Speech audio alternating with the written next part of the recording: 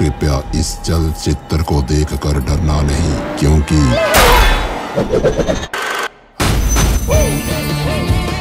तुम लोग कैसे हॉरर फैंस हो? Hai everyone, welcome to Ombre Walk Story. Semoga kalian sehat selalu dan diberikan rezeki yang berkah ya. Kayaknya udah lama ya Om gak membahas alur cerita film horor komedi koplak. So kali ini Om akan membahas alur cerita film yang berjudul Bonbut keluaran tahun 2022 ini. Film yang diperankan Mbak Semok Badai Katrina Kaif ini menceritakan tentang hantu penasaran cantik yang malah jadi pemburu hantu bayaran. Kekoplakan demi kekoplakan dialami ketika menjadi Ghostbuster itu. Apalagi dia dibantu oleh dua manusia mesum untuk jadi pemburu hantu. Mau tahu keseruan film ini nggak? Nggak usah pakai lama deh, bumper Ombre Walk Story.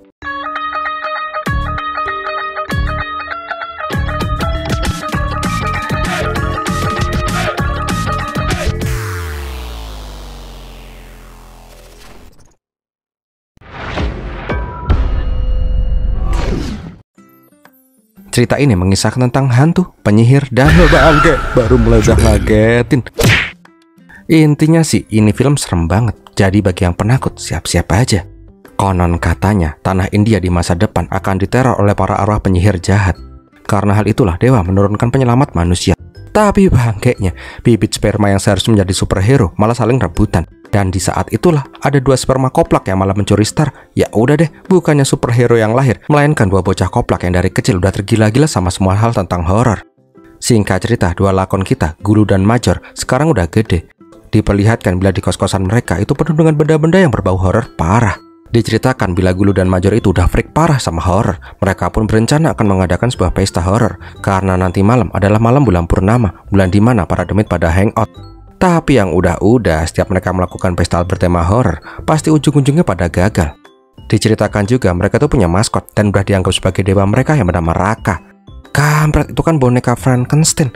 Yang lebih bangkainya lagi, mereka berdoa kepada dewa Raka karena mereka udah menyelamatkan Raka itu dari rumah hantu. Iya, mereka nyikat Raka itu dari rumah hantu terus dijadiin dewa. Wah, super sekali. Singkat cerita, pesta pun digelar. Tapi siapa sangka nggak ada orang datang, cok. Sepi nyet-nyet. Tiket juga nggak ada yang kejual sama sekali. Jelas aja lah mereka saling salah-salahan dong. Apalagi mereka ini tuh kere parah. Udah kere, banyak tingkah lagi. Singkat ceritanya lagi, pas mereka pengen mengecas baterainya si Raka, mereka malah kesetrum.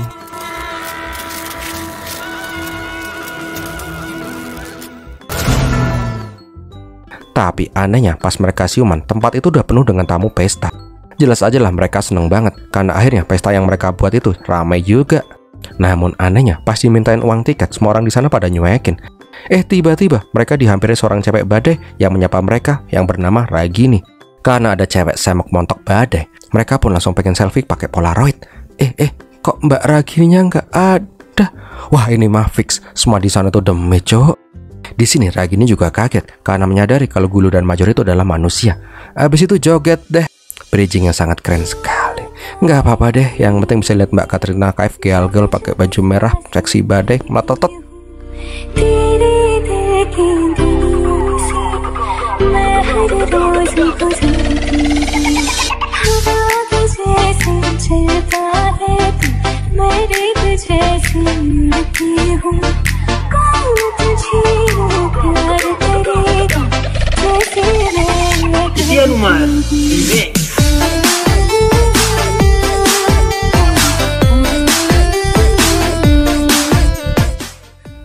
Kok ada polisi juga ya?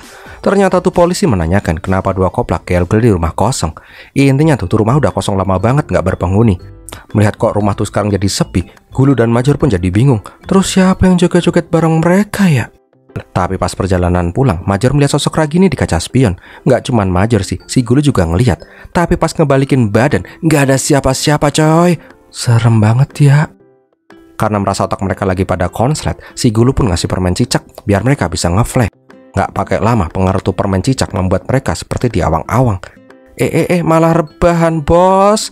Jangan mabuk sambil nyupir, nanti kecelakaan. Nah, di sisi lain diperlihatkan sosok mak lampir yang ini menakut-nakuti dua koplak ini.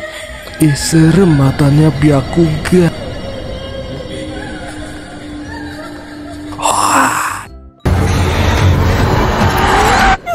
Kampret, mak lampir ditabrak dong.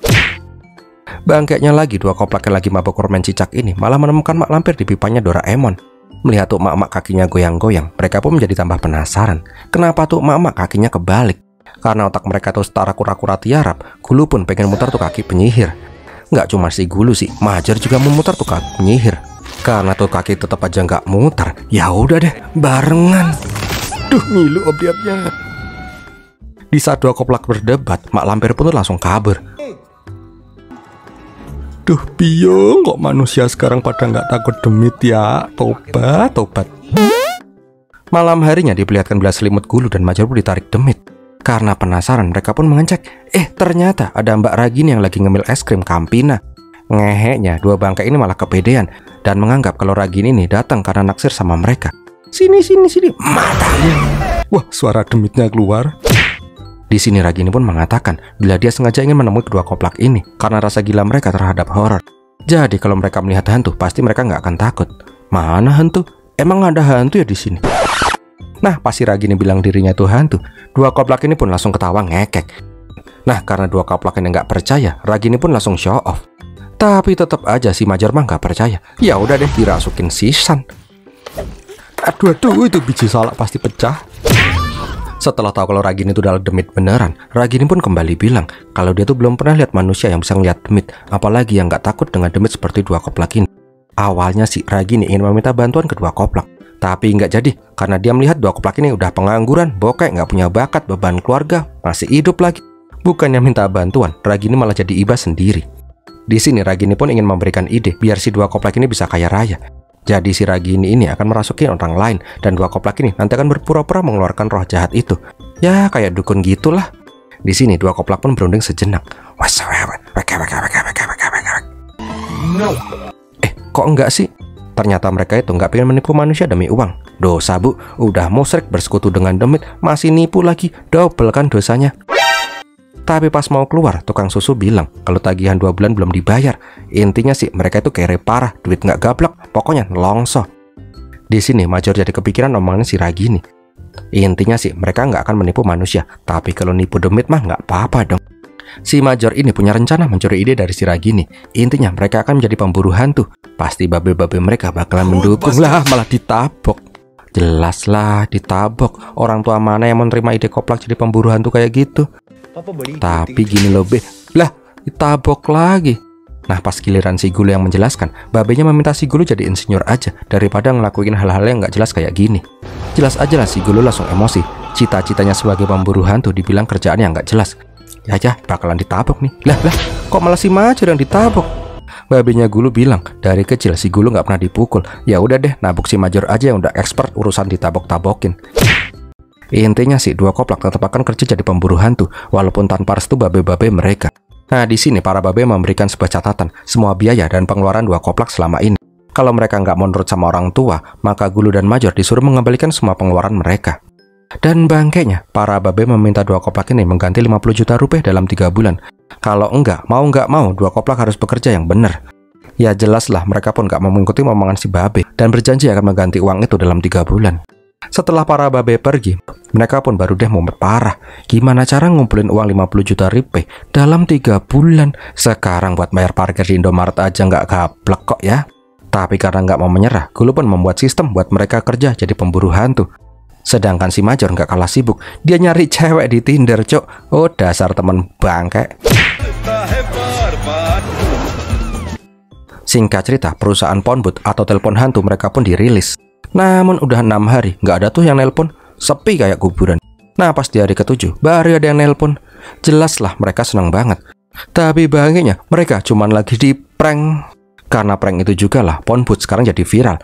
Viralnya bukan karena mereka tuh hebat, tapi karena mereka terkenal sebagai dua pemuda pemalas, penipu yang pura-pura jadi pemburu hantu. Pokoknya mereka diolok-olok habis-habisan. Sampai suatu hari mereka kembali mendapat telepon.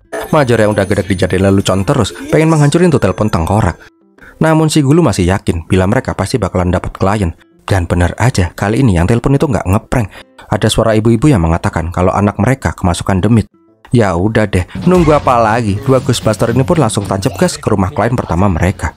Singkat cerita, mereka sampai di rumah mewah tapi kelihatan angker. Bangkainya pas mereka sampai di rumah itu, dua koplak langsung diusir karena tuh keluarga nggak mau manggil pengusir serangga.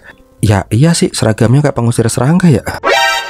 Karena dikira pengusir kecoa, mereka pun dengan bangga bilang kalau mereka itu adalah Ghostbuster Vrindavan. Cool. Kebalik itu kartu namanya. Hadah.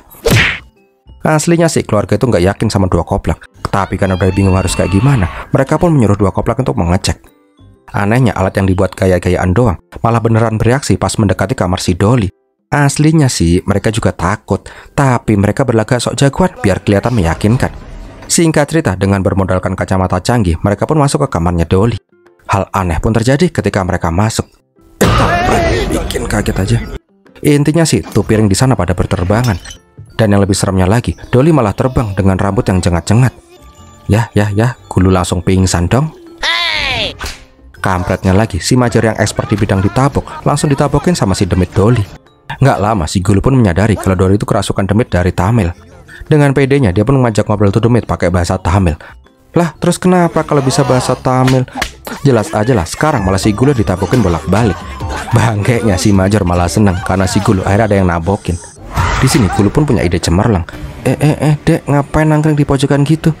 Nah, pas mau diserang sama si Dolly, Gulu pun menunjukkan aktor Tamil tempo dulu di HP-nya, yang terkenal sering melawan hantu di film-filmnya. Nggak cuman itu, Gulu juga berpura-pura jadi aktor Tamil itu. Dengan berlagak keren, Gulu pun berhasil menakut-nakutin tuh demit.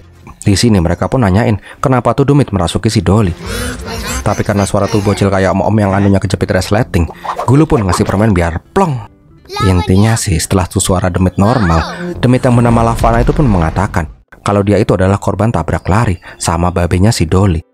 Andaikan dulu pas dia ditabrak dibawa ke rumah sakit, pasti sekarang dia masih hidup. Dia dendam karena keluarga Dolly bisa hidup dengan nyaman, sedangkan keluarganya yang miskin harus tambah miskin karena Lavanya yang tulang punggung mati ketabrak. Di sini dua koplak pun bingung harus gimana. Tapi ujuk-ujuk si Ragini muncul. Intinya si Ragini punya ide biar si Lavanya nggak dendam lagi dan bisa pergi ke Nirvana, yaitu separuh uang hasil ngusir setan akan diberikan ke keluarganya Lavanya. Singkat cerita, Dolly pun terbebas dari demit Lavanya. Di sini dua koplak meminta uang jasa 1 juta rupiah. Kalau babenya Dolly nggak mau, maka demit yang ditabrak lari sama dirinya akan terus menghantui seumur hidup. Ya udah deh, mending kehilangan duit daripada disepu bunuh-bunuh setiap hari sama demit. Nah, pas perjalanan pulang, Ragini marah kenapa idenya dicuri sama dua koplak ini. Ya udah deh, akhirnya mereka pun sepakat akan kerja bareng jadi pemburu hantu bertiga. Nggak lupa si Ragini ngingetin soal duit buat keluarganya si Lavanya. Singkat cerita, dua koplak pun mendatangi rumah Lavanya. Aslinya si Major yang mata duitan cuma pengen ngasih 1 gepok doang. Tapi si Ragini langsung melempar semua uang di koper itu untuk keluarganya si Lavanya. Karena hal itulah, Lavanya pun menjadi plong dan dia pun bisa nyebrang ke alam Nirvana. Sesampainya di rumah, dua koplak pun marah-marah kenapa uang itu dikasih semua. Tapi di sini Ragini bilang kalau dia itu akan membantu dua koplak mendapatkan uang yang banyak. Dia juga minta bantuan, tapi apa itu bantuannya? Ya nggak bisa ngasih tahu sekarang. Intinya kalau suatu saat Ragini butuh bantuan, dua koplak ini kudu harus wajib menolong dirinya. Jelas aja dua koplak curiga dong. Nah, pas mereka berunding, si Ragini langsung minum jus jeruk dari botol dengan cara yang seksi. Jelas aja lah, si Gulu langsung nganu, pokoknya nganu lah. Sedangkan untuk si Mayer, si Ragini makan mangga dengan om ngilu liatnya. Dah nggak usah ditanya lah. Dua koplak ini pun langsung kelepek-kelepek dan setuju dengan syarat dari si Ragini. Singkat cerita, 3 pemburu hantu itu pun kebanjiran job. Ada hantu tukang becak yang mati karena ketiban jembatan yang dikorupsi, sehingga dia merasuki itu kontraktor korup dan dijadiin jembatan. Ada juga demit korban perdagangan organ ilegal yang gak terima ginjalnya ditukar sama iPhone 14. Intinya sih karena jasa dari Pornbut, semua masalah pun dapat teratasi. Nggak cuman itu sih, para arwah penasaran itu pun bisa dengan bebas menyeberang ke Nirvana. Tapi tanpa mereka ketahui, di balik kesuksesan mereka itu ada yang nggak suka. Dan orang yang nggak suka itu adalah seorang dukun sakti mandraguna yang bernama Atmaram. Intinya tuh dukun sakti banget, pasukan demitnya aja banyak banget. Ada demit boy band, ada demit coffin dance, ada juga demit backing vokal, ada juga demit kuntet. Ini mah tuyul, pokoknya banyak dah. Atmaram juga punya 2 pelayan setia, yaitu Rahu dan Ketu. Intinya si Atmaram ini mempekerjakan para demit itu untuk mendapatkan keuntungan. Ketika para demit itu mencapai target, para demit itu dijanjikan akan dikasih tiket nyebrang ke Nirvana. Singkat cerita, ada 1 demit yang mencapai target di saat itu, penjual pizza yang sudah membunuh 6 orang dengan bujuk rayunya. Nggak lama tuh tukang pizza diajak ke sebuah ruangan. Dengan komat kamit Mbah Dukun baca mantra, tiba-tiba si tukang pizza itu pun bisa menyeberang ke kok malah dimasukin botol? Bangke, ternyata si Atmaram ini nggak bisa membuat demit menyeberang ke nirwana. Dia hanya tukang ngibul dan memasukkan para arwah demit itu ke botol. Jahat ya. Nah, di sini Atmaram juga mengatakan dia nggak suka dengan keberadaan Ponbut yang bisa menyeberangkan para arwah ke nirwana dengan gratis. Bisa boncos kalau semua demit pindah ke Ponbut. Intinya si Atmaram mengirimkan peringatan ke dua koplak. Namun namanya juga dua koplak. Mereka nggak sadar kalau tuh gelas pecah gara-gara santet dari si Atmaram. Sedangkan Ragini sadar kalau bakalan ada hal yang buruk yang akan mendatangi mereka. Beberapa hari kemudian diperlihatkan ada om-om yang bernama Jadav datang ke rumah Atmaram. Kopernya terbang sendi. Oh alah, diambil sama si Rahu toh. Ternyata si Jadav itu udah langganan di dukun Atmaram. Setahun yang lalu dia order membunuh keponakannya. Nah sekarang dia bilang kalau arwah keponakannya terus menghantui dirinya. Jadav pengen tuh arwah dibunuh sekalian. Atmaram menyanggupi pekerjaan itu, tapi nggak sekarang, melainkan 2 hari lagi. Karena 2 hari lagi akan ada gerhana bulan, yang mana para demit akan lemah ketika gerhana bulan. Nggak lama kemudian, ketika pulang ke rumah, Jadav bilang ke putranya kalau permasalahan demit akan hilang 2 hari lagi. Tapi tanpa mereka ketahui, si Ragini juga ada di sana. Keesokan paginya, Ragini datang ke 2 koplak. Dia bilang kalau sekarang saatnya lah 2 koplak membantu dirinya. 2 koplak jelas saja nggak mau lah, karena mereka belum tajir. Gimana mau tajir? Wong pas dapat jasa ngusir hantu pasti dikasih mulu ke keluarganya tuh demit. Tapi si Ragini memohon, dia butuh banget bantuan 2 koplak. Ragini akhirnya menceritakan kisahnya, dan kita pun dibawa flash. Kok film ini nggak kayak flashback di film yang lainnya? Udah kayak nonton bioskop aja flashbacknya. Udah lah, intinya dulu itu ada pangeran yang bernama Dushan. Dia itu tampan dan gagah, tajir, brewokan. Pokoknya perfecto. Namun pas lagi main polo, dia malah nyungsep. Ragini yang merupakan seorang dokter tulang di klub polo itu jelas saja langsung mengecek si Dushan. Di saat itulah benih-benih cinta mereka pun timbul. Gayung pun bersambut. Dushan yang merupakan pangeran jatuh cinta berat kepada si Ragini. Suatu hari Dushan melihat meminang si Ragini di mobil. Itulah hari yang sangat membahagiakan untuk si Ragini. Tapi sialnya karena meleng, mobil mereka pun ciuman sama tiang listrik, sehingga Ragini pun mental hingga tewas. Nah ini nih pentingnya sabuk pengaman. Itulah kenapa si Ragini jadi arwah penasaran. Ragini yang jadi si manis tiang listrik pun mencoba menyeberang ke nirwana. Tapi dia nggak bisa, karena Dushan masih nggak rela Ragini mati. Sampai suatu hari, Dushan datang ke TKP kejadian. Dia meninggalkan sepucuk surat yang berbunyi, "Dahlah om males bacainnya, pokoknya lebay banget, puitis tapi lebay." Nah, 2 koplak aja langsung pada ngakak pas baca tuh surat. Intinya si Dushan akan bunuh diri 2 hari lagi, yang mana di saat itu adalah hari kematian si Ragini. Pokoknya Ragini itu minta bantuan 2 koplak mencegah Dushan bunuh diri, dan berharap Dushan merelakan dirinya. Di sini Gulu mah oke-oke aja, tapi Mayor mah ogah. Dia nggak mau ngebantuin si Ragini karena mereka belum tajir. Lagian nggak ada jaminan juga kalau si Ragini nggak akan menipu mereka. Bisa aja jiwa mereka bakalan dijual sama iblis. Nah, karena sudah kelewatan, si Gulu pun marah sama si Mayor. Untuk pertama kalinya dalam hidup mereka, Gulu nggak sepemikiran dengan si Mayor. Di lain tempat diperlihatkan bila mak lampir yang ditabrak sama 2 koplak di awal film lamar kerjaan di tempatnya Atmaram. Intinya si mak lampir yang bernama Wiki ini udah bosan hidup di dunia. Dia pengen menyeberang ke nirwana aja. Karena zaman sekarang orang-orang udah pada nggak takut sama setan. Malah orang-orang udah lebih setan daripada setan. Setelah mak lampir Wiki ini diterima dan disuruh pergi, Atmaram pun protes sama 2 pelayannya. Kenapa ngajak mak lampir ke sini? Nggak ada yang lebih bonafit apa gitu yang daftar? Rahu dan Ketu pun bilang kalau sekarang banyak demit yang lebih memilih menggunakan jasa Ponbut. Udah gratis, bisa nyebrang nirwana lagi. Atmaram pun bingung kenapa Ponbut bisa sukses keras. Ya gimana ya, soalnya Ponbut itu pemasarannya udah pakai website, terus pakai endorse ke selebgram lagi. Di TikTok juga FYP terus, dukun modern gitulah. Karena nggak mau kalah, Atmaram pun menyuruh 2 pelayannya itu untuk membunuh insinyur komputer, biar bisa buatin website sama konten kreator sekalian. Keesokan harinya diperlihatkan bila si Ragini dan Gulu mau pergi menyelamatkan Dushan. Tapi Ragini pengennya Gulu dan Major sepaket. Di sini Gulu yang udah kenal dengan Major dari kecil punya ide bagus. Apa tuh idenya? Jadi di dalam mobil diisi sama asap vapor yang banyak. Pas Major ngeliat dari atas, langsung deh tuh mobil digoyang-goyangin. Terus tangan mereka ngencap di kaca mobil kayak film Titanic. Jelas aja lah si Major langsung jiper lah. Kepengen banget dia. Siang harinya pas bubuk ciang, Mayor pun mimpi basah. Tapi basahnya tuh si Gulu sama si Ragini yang basah-basahan. Sedangkan di tempat lain diperlihatkan bila mobil Ponbut udah sampai di jalan provinsi. Bentar, kok disalip sama orang jalan? Sama bakul susu juga disalip. Oh alah, ternyata Gulu emang sengaja jalan pelan-pelan karena tahu Mayor pasti akan menyusul. Dan bener aja, Major pun nyusul naik ojek. Asik. Thank you bro. Thank you dasmu, wih, bayar sih cok. Akhirnya 3 serangkai pun bersatu kembali. Di lain tempat diperlihatkan 2 koplak versi demit lagi asik nongkrong di pinggir jalan. Ternyata mereka membuat seorang insinyur komputer mati kecelakaan biar bisa disuruh membuat website demit. Tapi di saat itu, Ponbut juga lewat jalan itu. Kampretnya, Rahu dan Ketu mengira bila Ponbut bakal menyerang markas mereka. Jelas aja lah hal itu langsung dilaporkan ke Atmaram. Mendengar itu, Atmaram pun langsung menyuruh mak lampir Wiki buat ngatasin Gulu dan Major. Di lain tempat, diperlihatkan bila 3 koplak pemburu hantu transit di sebuah pom bensin tua. Karena kebelet pipis, ya udah deh mereka pipis bareng. Karena gabut, si Major pun ngasih permen cicak biar mereka bisa nge-fly lagi. Tapi nggak lama kemudian, angin pun bertiup kencang dan tiba-tiba muncul sosok mak lampir serem. Bangke, pas ngeliat kalau target adalah si Guru dan Major, Wiki pun langsung jiper. Gimana nggak jiper? Pertemuan terakhir mereka tuh kaki Wiki diketekuk-tekuk kayak gitu kok. Jelas aja lah si Wiki langsung kabur dan hampir aja ketabrak sama truk. Karena udah ketakutan kakinya mau ditekuk-tekuk lagi, Wiki pun kabur kayak Sonic tapi kebalik. Sialnya si Wiki malah dijegal sama si Ragini. Ragini nanyain, ngapain si Wiki kabur sampai di Lahore, Pakistan? Kejauhan, bos. Nah, di tepi danau, Wiki pun curhat.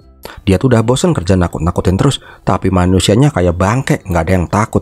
Dia pengen pergi ke Nirwana aja, malah dikasih tugas buat ngebunuh si Gulu dan Major. Ragini yang iba pun bilang kalau Atmaram itu adalah orang yang jahat dan penipu. Kalau Smaroh bersatu untuk menghancurkan si Atmaram, maka niscaya Smaroh akan pergi ke Nirwana. Di lain tempat diperlihatkan bila website demitnya Atmaram udah jadi. Karena kepanjangan, website itu pun disingkat jadi Ashol, kayak Ashol ya. Di sini Atmaram juga menanyakan, kenapa kok mak lampir Wiki itu bisa kabur pas menghadapi Gulu dan Major. Karena merasa Ponbut itu kuat banget, Atmaram pun menyuruh 2 pelayannya itu untuk menghubungi demit terbaik mereka, yaitu si Jimmy. Tapi sialnya, Jimmy itu malah lagi pelesiran ke Eropa, ketemu sama Dracula. Ya udah deh, akhirnya mereka pun mengutus hantu nomor 2 terbaik, yaitu Lady Diana. Di lain tempat diperlihatkan bila 2 koplak itu nungguin si Ragini lama banget. Nah, pas mereka mau cabut, mobil mereka malah atret sendiri. Ternyata bak mobil itu digandulin sama tali tambang yang panjang. Rambut ternyata. Melihat vampir Vrindavan, 2 koplak ini pun bukannya takut, malah mengira kalau demit Diana itu pengen nebeng ke mobil. Ya udahlah, Lady Diana pun langsung ngamuk. Rambutnya pun langsung muter-muter kayak helikopter dan menjerat leher 2 koplak ini. Bangkainya, bukannya takut mati karena dicekek, mereka malah bilang kalau tuh rambut baunya kayak tai kecoa. Ya gimana ya, cewek dibilang rambutnya kayak tai kecoa. Ya udah deh tuh demit langsung nggak terima. Di sini Major pun menyuruh si Gulu untuk melancarkan siasat menaklukkan hantu dari Punjabi, yaitu dengan nyetel lagu. Lah, langsung joget, cok. Hebat ya India. Mau sedih, mau seneng, mau cinta, mau gelut, bahkan ngalahin demit sekalipun, solusinya cuma satu, joget.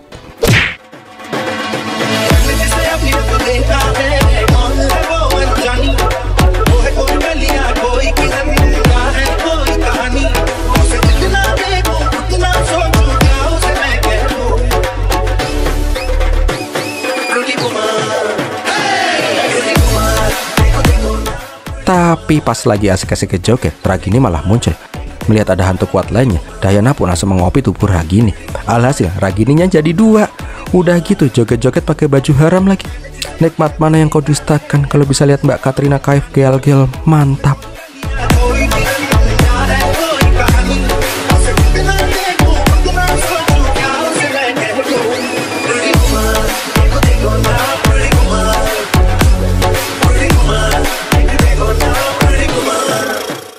Singkat cerita, pas Diana lagi lengah, 2 koplak ini pun langsung memotong tuh rambut demit. Alhasil, Diana si siluman rambut pun sekarang rambutnya jadi bondol.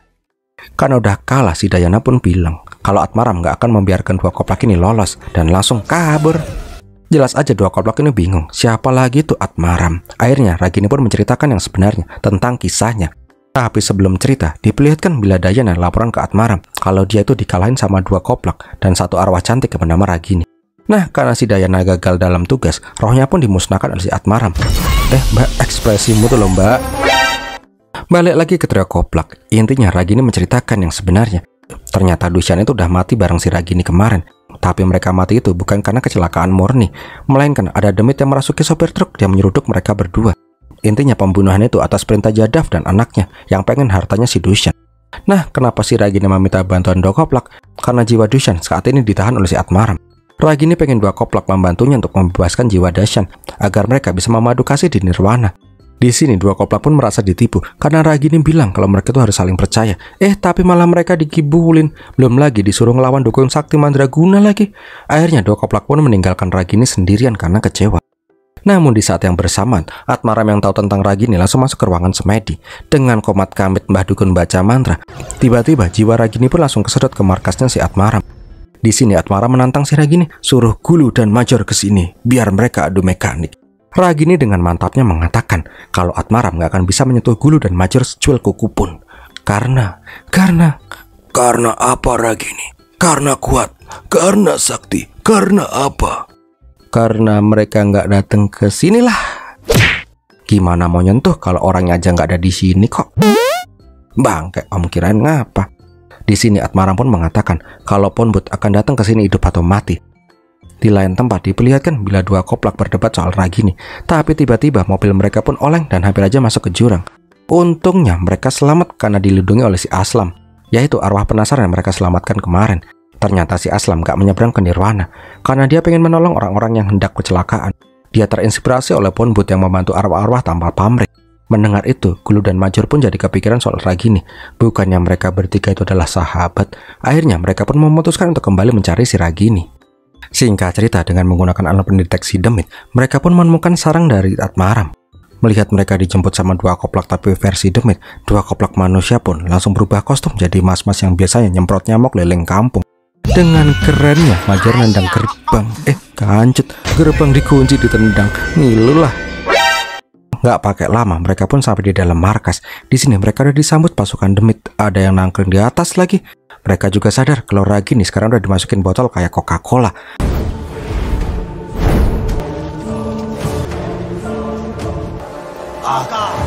Nah, pas Atmaram mau keluar dengan kerennya dan sorak-sorak para demit, lah, macet cok. Tolong itu kursinya macet, didorong dong.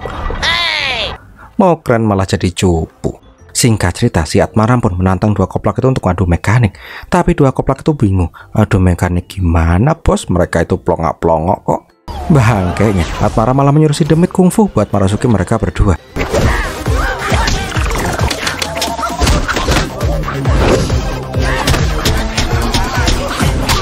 Yang lebih bangke, ada calo taruhan lagi. Singkat cerita, Atmaram pun ingin menghancurkan si Ragini. Di sini Gulu yang nggak punya ilmu cuman bisa berdoa kepada dewa. Ujuk-ujuk markas demit itu pun langsung kena gempa bumi dan muncullah dewa mereka, si Raka. Sekarang hidup beneran coy. Kerennya lagi, Raka langsung mengamuk dan gak ada demit yang bisa mengalahin mereka. Melihat kekacauan itu, Gulu pun langsung menyelamatkan si Ragini. Ya udah deh, 3 serangkai sekarang bisa kembali beraksi. Di lain tempat, si Raka melawan Tuyul Kuntat. Karena sebel dilemparin sama Tuyul, Raka pun ngamuk sehingga Atmaram pun ketiban patuk. Akhirnya di sini kita diperlihatkan pertarungan satu-satu. Ragini melawan siluman selendang, lah digaplok kunci langsung keok. Si Mayor melawan suster ngesot. Tapi playboy cap kuda laut disuruh melawan demit cantik, ya langsung menang lah. Sedangkan si Gulu harus melawan demit backing vokal, duet sama boyband demit. Tapi tenang, namanya juga jagoan. Si Gulu pun bisa menang dengan getokin mic para demit-demit itu. Ketika udah mau menang, tiba-tiba Atmaram kembali bangkit. Sekarang dia mau head to head dengan si Raka. Tapi dengan tongkat saktinya, Atmaram bisa dengan mudahnya mengalahkan si Raka. Karena sudah ke pojok, akhirnya Rahu dan Ketu pun pakai cara licik, yaitu mengancam akan menghancurkan jiwanya si Dushan. Kancutnya, Gulu malah nanya, siapa si Dushan? Kita di sini tuh mau nyari arwah Darman. Bentar, Darman yang mana ya? Koplatnya, karena tipuan itu, Atmaram pun malah melempar tuh botol dan langsung bisa ditangkap sama si Major. Nggak cuman itu, tiba-tiba tongkat demit udah ada di tangannya si Gulu. Lah, kok bisa? Yuk kita ulang dengan gerak lambat. Walah gitu toh. Nah, pas mau menyerang dengan tongkat ajaib, dua koplak ini nggak bisa mengaktifkan tuh tongkat. Di sini Atmaram pun menceritakan flashbacknya kenapa dia bisa sakti mandraguna. Dia pun meniup seruling sebelum bercerita.